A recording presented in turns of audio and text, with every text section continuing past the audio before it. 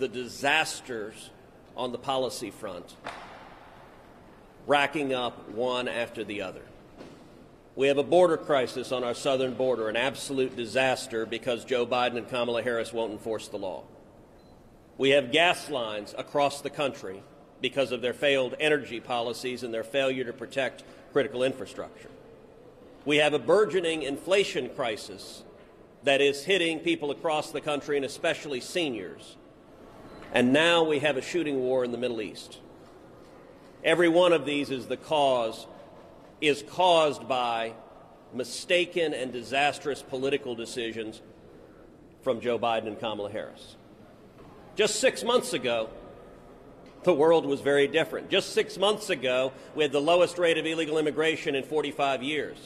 Just 6 months ago, America was the leading producer of oil and natural gas and an energy superpower on the global stage. And just 6 months ago, peace was flowering throughout the Middle East. The Abraham Accords were historic peace agreements between Israel and her Arab neighbors. And they were the result of strong and clear policies from the Trump administration. Two decisions in particular by President Trump set the stage for the Abraham Accords. Number one, the decision to move our embassy to Jerusalem, the once and eternal capital of Israel, which President Trump made. Presidents of both parties had promised to do that. Presidents of both parties had broken that promise. I was there in Jerusalem when we opened the embassy. And it was a clear and unequivocal statement to our friends and to our enemies that America stands resolutely with Israel. And then secondly, that same week, President Trump withdrew America from the disastrous Obama-Iran nuclear deal, the single most important national security decision made by President Trump. Those two decisions set the stage for the Abraham Accords. When the Abraham Accords were signed at the White House, I was there. I spoke with the ambassadors and foreign ministers from the UAE and from Bahrain. Both said virtually the identical thing. Both said, it is now clear to us that America stands unequivocally with Israel. We want to be friends with America. Therefore, we will be friends with Israel. That clarity, that strength produces peace. What did Joe Biden do? He came in and immediately began undermining Israel. He immediately began sending hundreds of millions of dollars to the Palestinian Authority, which is in bed with Hamas terrorists. And he set as his number one foreign policy goal re-entering the disastrous Obama-Iran nuclear deal and sending billions of dollars to the Ayatollah Khamenei, who chants death to America and death to Israel. As a direct result of those failed decisions, we now have hundreds and hundreds of rockets raining down on innocent men, women, and children in Israel from Hamas, funded by Iran. The Biden administration's mistakes produced this crisis. And what is Joe Biden doing today? Today, he called Prime Minister Netanyahu not to say America stands with Israel, not to say we have your back, not to say you have a right to defend yourself against terrorism, but instead a tough call, as the administration is now proudly trumpeting, where President Biden condescended and lectured to Prime Minister Netanyahu and urged him to stop defending Israel against the terrorists. Let me be clear. There is no moral equivalency between terrorists murdering innocent civilians and a sovereign nation defending itself against those terrorists.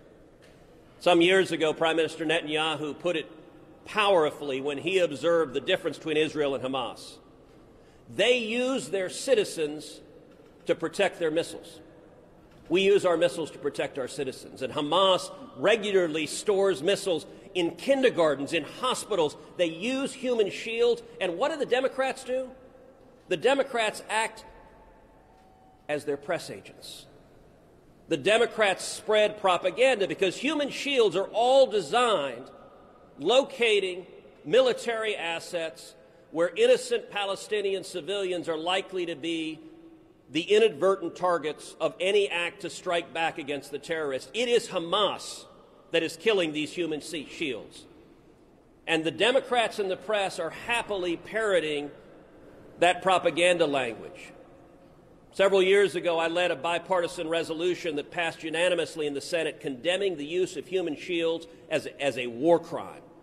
It is a war crime, but right now the Democratic Party is governed and led by the extreme left, by the Squad, by AOC and Tlaib and Omar, whose statements might as well be issued on behalf of Hamas. They are accusing Israel of engaging in terrorism. Defending your citizens from violent terrorist attacks is the right of Israel.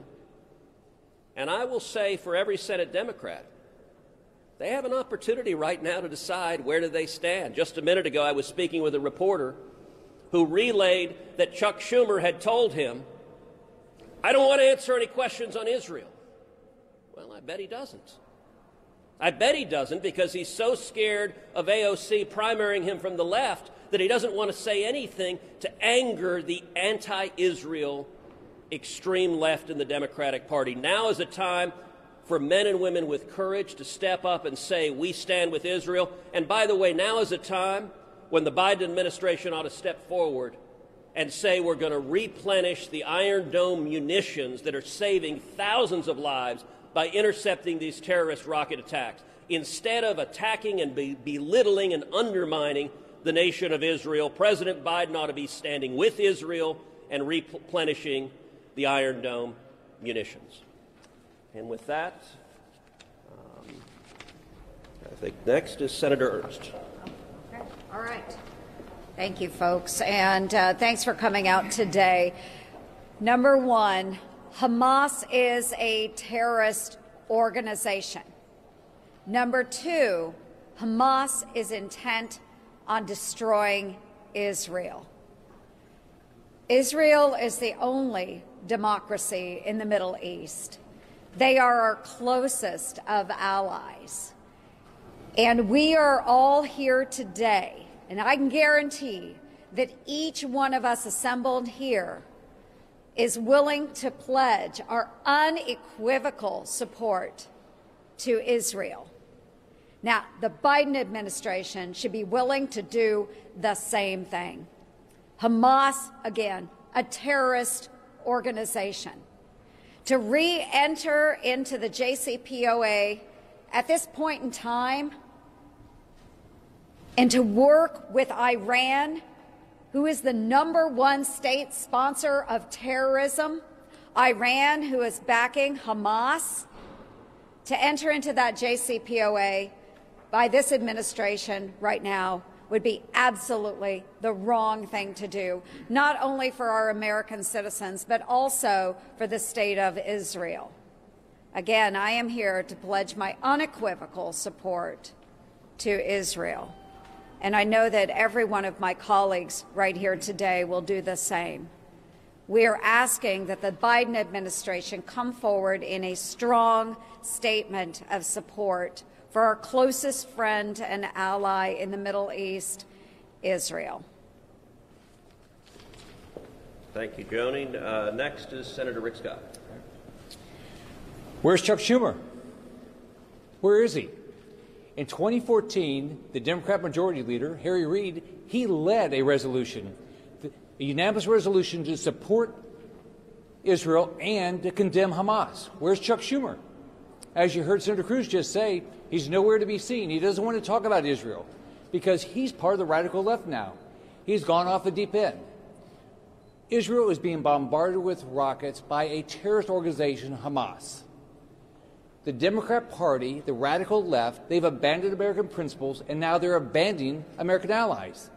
Israel is the greatest ally we have in the Middle East, the only democracy. And what are the Democrats doing?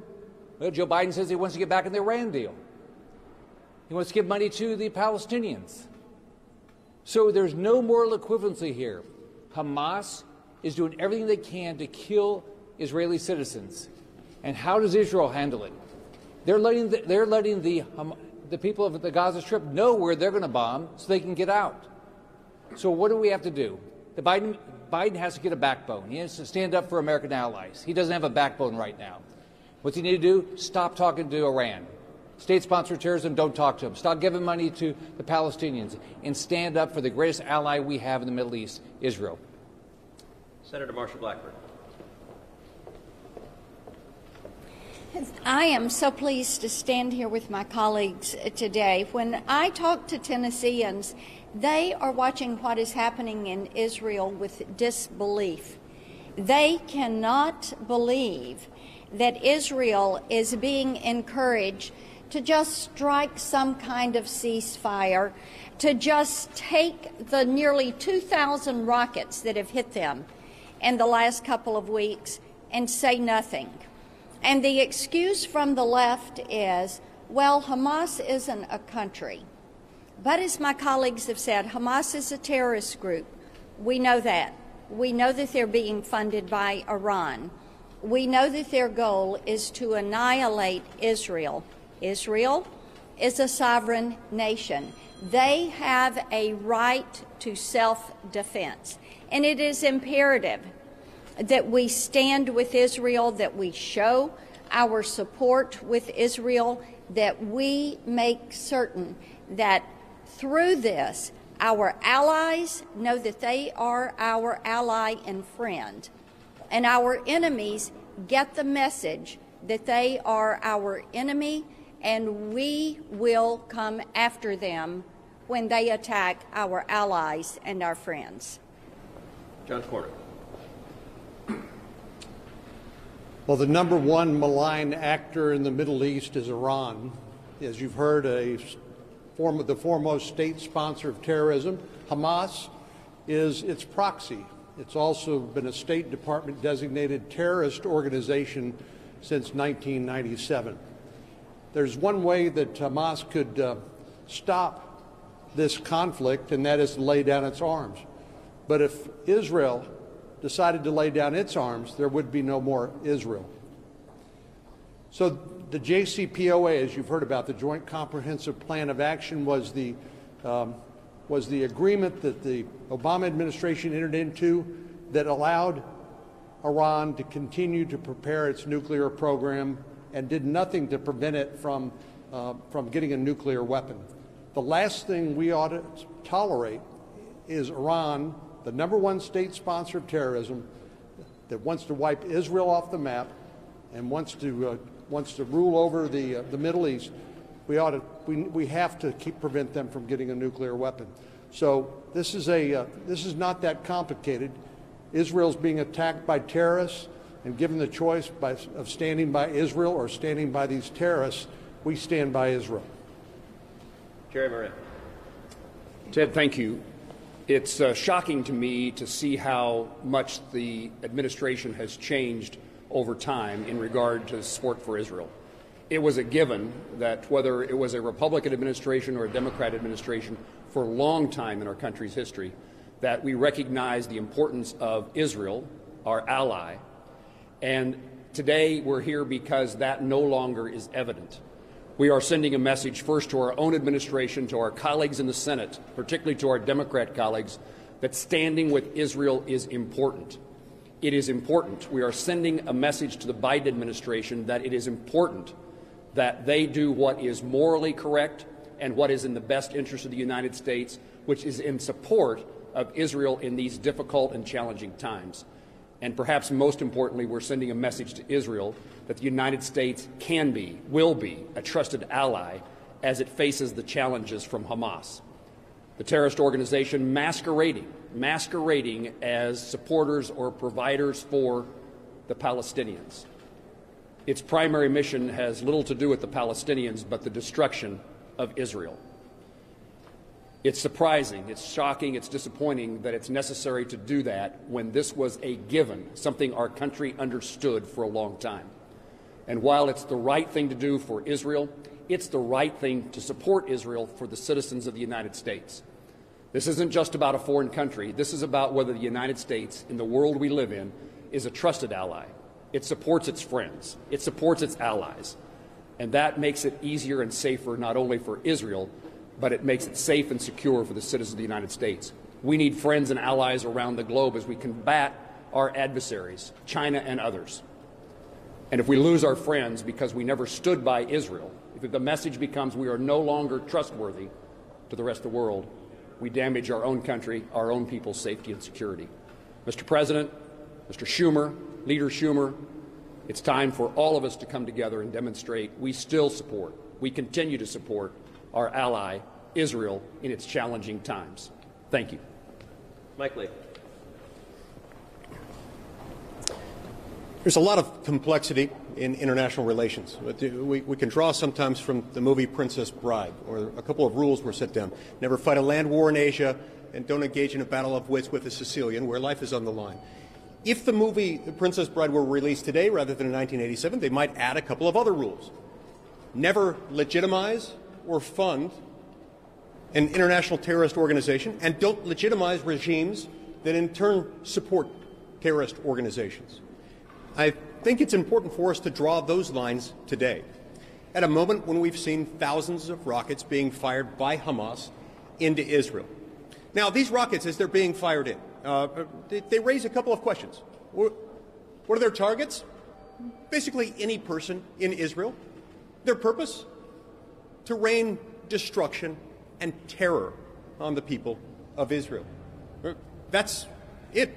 And so in those moments, we can't pretend as if these are completely moral equivalents on both sides of these. When you have thousands of rockets being fired into Israel, Israel has a right to defend itself. In fact, that sentence is almost a direct quote from a statement that President Biden made just a few days ago, last week, I believe. Israel does have a right to defend itself when it's got thousands of rockets raining in on it, being fired in from Hamas. This does raise the question of why and in what ways are we legitimizing, or in some cases even funding, Hamas. It also raises important questions as to why on earth the Biden administration would ever want to legitimize Hamas's sponsor, the regime in Iran, by reopening talks regarding the JCPOA in Vienna or anywhere else. We shouldn't be legitimizing that. This really is disturbing and ought to be disturbing, regardless of one's political affiliation or partisan leanings. This is a basic issue involving the right of a group of people to exist, a group of people whose very identity and right to live in peace and harmony is being threatened and challenged and directly attacked by thousands and thousands of rockets. So don't fund Hamas, don't legitimize Hamas, don't legitimize those who fund Hamas.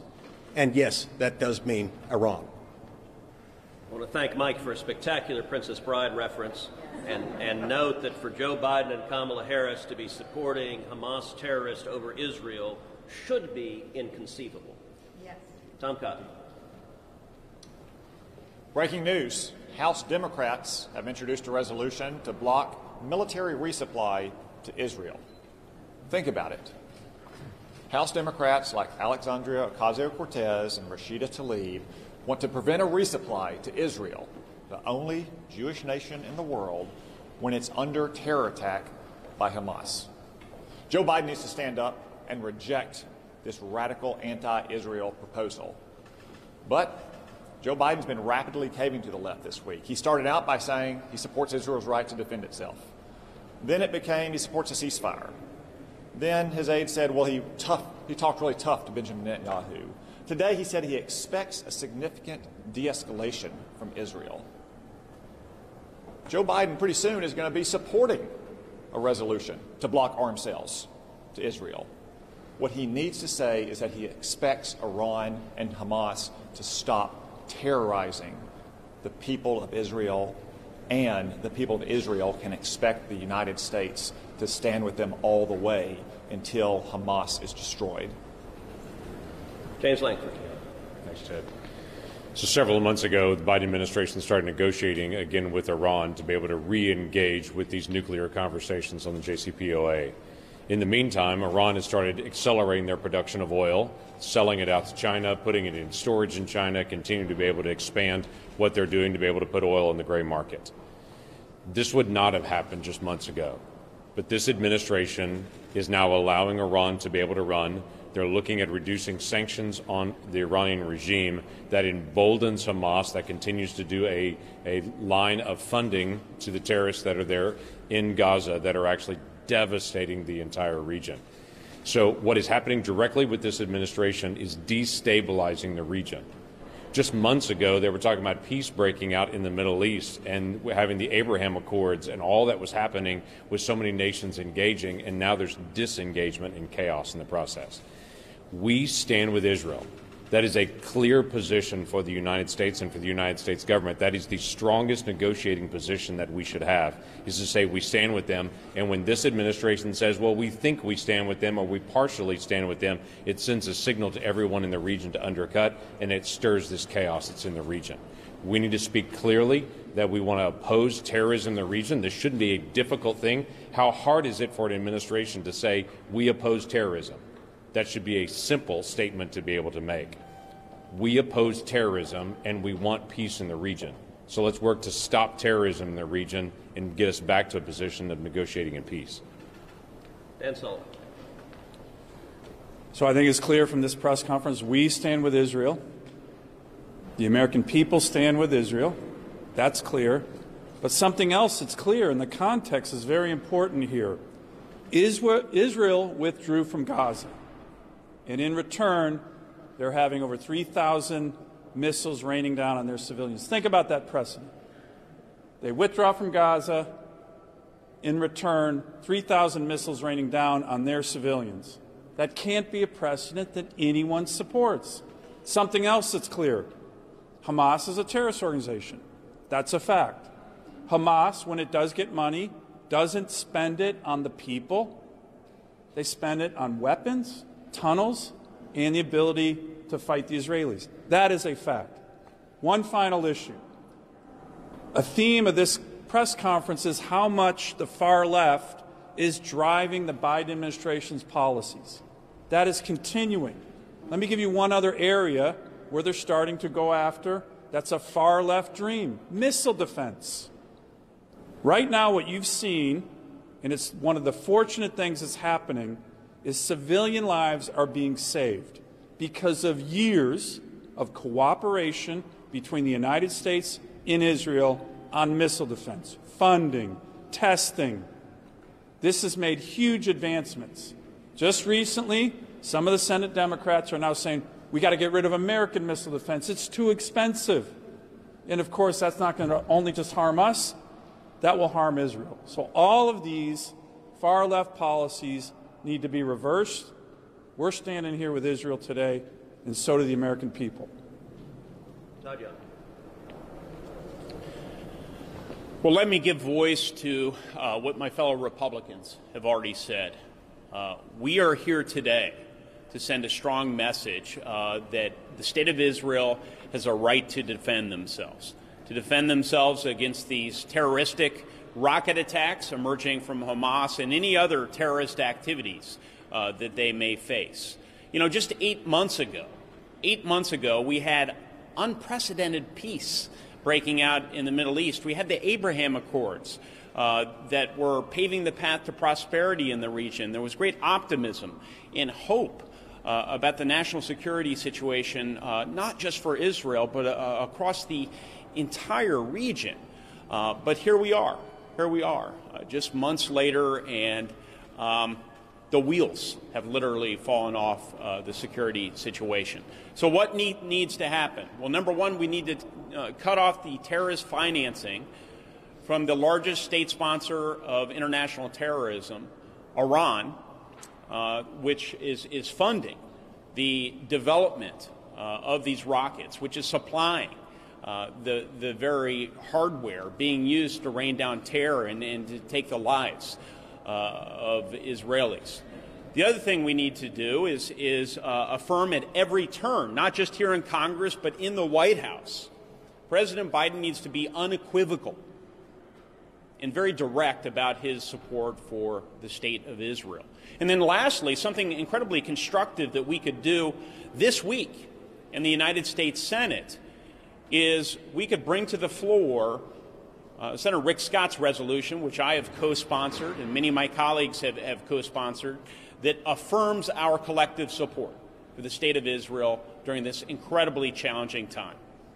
Let me also add one thing we should not do.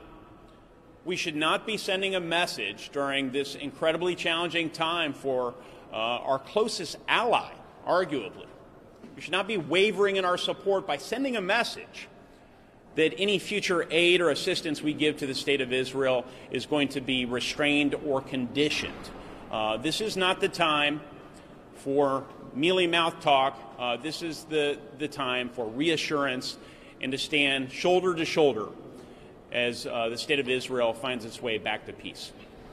Hyde-Smith. Thank you, Ted.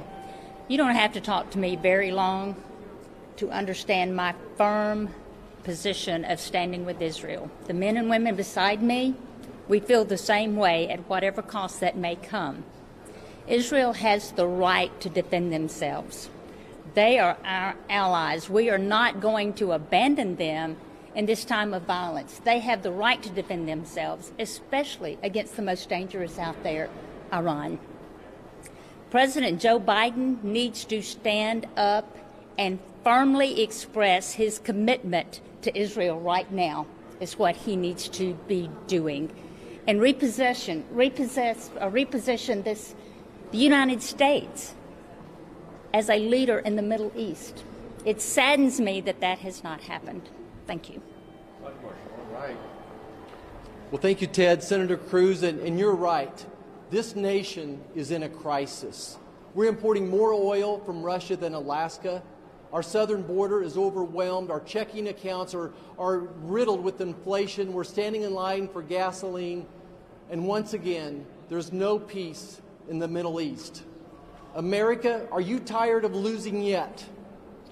I want to stop and just remind Americans of who Hamas really is. They're a murderous, anti-Semitic, misogynistic terrorist organization funded and armed by Iran, who never condemned the 9/11 attack. And if given the opportunity, Hamas would brutally kill every Israelite. Israel, on the other hand, Israel is America's longtime ally, the only democracy in the Middle East. Our eyes and ears in a troubled region, portions of which plot to kill Americans. I stand here to condemn in the strongest terms the Hamas aggression and release of some 3,000 Iranian rockets. And let me say it unequivocally, Israel has every right to defend themselves and must keep defending themselves. Israel should not bow to the White House passive policy or the anti-Israel voice that has sprung up on the other side of this Capitol or from the liberal media. Look, the world is testing our current president and our entire country right now as they see the same crisis we all see facing this great nation, many of which seemingly created by ourselves. Let's take a look at the Obama-Biden policy of the Middle East. They embolden and enrich Iran, the funder and supplier of weapons to terrorists. They discredit and halt the historic progress of the Abraham Accords and ignore Israel. Americans need to recall it took over a month for the president to call the Prime Minister of Israel, and we still don't have a nominee for the ambassador to Israel. And finally, the White House has handed out hundreds of millions of dollars to Palestinians. All these are signals to Iran and Hamas. Go ahead. Full speed ahead. Look, I know that we all are praying for peace everywhere, and I know that many Christians and Jews across the world are praying for the safety and sovereignty of Israel. But instead of telling Israel to put down their swords after they were attacked without provocation, we should be saying, Israel, we stand beside you, like we do all our allies. Thank you. With that, we'll take a couple questions. Yes. Thank you, Senator Cruz. I want to ask, do you think that Climate Envoy Kerry's reported actions regarding disclosing classified information to Iran has harmed the U.S. relationship with Israel and intelligence sharing? Unquestionably. If those allegations are true, John Kerry should resign, or even better, Joe Biden should fire him. Anyone entrusted with national security, classified information, should not be leaking it, and especially should not be leaking it to Iran, the sworn enemy of America, whose leader regularly leads mobs chanting death to America and death to Israel. There needs to be a serious, objective investigation into whether John Kerry leaked that information, as Iran claims that he did, And if he did, he should be fired. Senator Cruz, apart from these calls for a ceasefire, do you think the U.S. has an obligation right now to help at least reduce or prevent civilian casualties, both in Israel as well as the Palestinian territories? So Israel makes every humanly possible step to reduce and minimize civilian casualties. That is made substantially harder by the strategy that Hamas employs of using human shields, of basing their headquarters in the basement of a hospital so they use Palestinian women and newborn infants as human shields, of putting missiles in kindergartens so they use Palestinian kindergartners as human shields. Hamas targets civilians. Their objective is to kill women, to kill children, to kill innocent civilians. Israel's objective is to take out Hamas terrorists, and they take extraordinary gestures, including warning people in buildings before they hit it to evacuate the building so that they can reduce or minimize civilian casualties.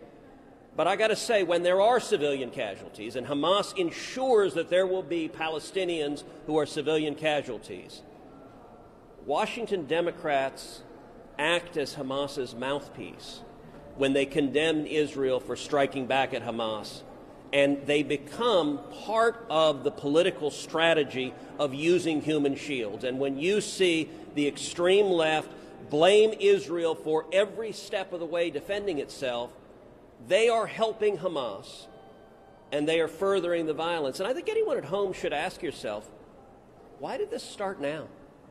Why last year did we see historic peace? Did we see the Abraham Accords? And what changed? And what changed is Joe Biden and Kamala Harris's weakness, their undermining of Israel, and their support for Hamas terrorists and for Iran. And that is why the rockets are raining right now. And at least so far, Biden and Harris seem to want to double down on that failed strategy that is producing crisis and war in the Middle East. Senator, you have a special relationship, if you would, with Senator Cortez. Are you going to be reaching out to her about some of the rhetoric, the recent rhetoric about Israel calling it an apartheid state, or even Hanoma? Well, I would note, Javier, that you just apparently promoted AOC to senator. And she might very well primary Chuck Schumer. She's certainly setting Schumer's policy and setting Biden's policy. Listen, her rhetoric and Omar's and Tlaib's rhetoric has been shameful in this regard. And particularly at a time like this, attacking and undermining Israel, accusing Israel of committing acts of terrorism, as the Squad has done, it is unconscionable. And look, after a while, when every criticism they have is always directed at Israel and not at the terrorist attacking them, you start to wonder if there's a pattern. We've seen anti-Semitic comments from the Squad, but the pattern starts to be remarkably consistent. And Joe Biden and Kamala Harris ought to have the courage to stand up to the crazy left, and instead of giving in to their demand that we cut off essential weapons needed to defend Israel and protect Israel from terrorism, we ought to be replenishing today the munitions needed for Iron Dome to keep not only Israeli citizens safe, but when Iron Dome works and works effectively, it keeps Palestinians safe as well. All right, thank you, guys.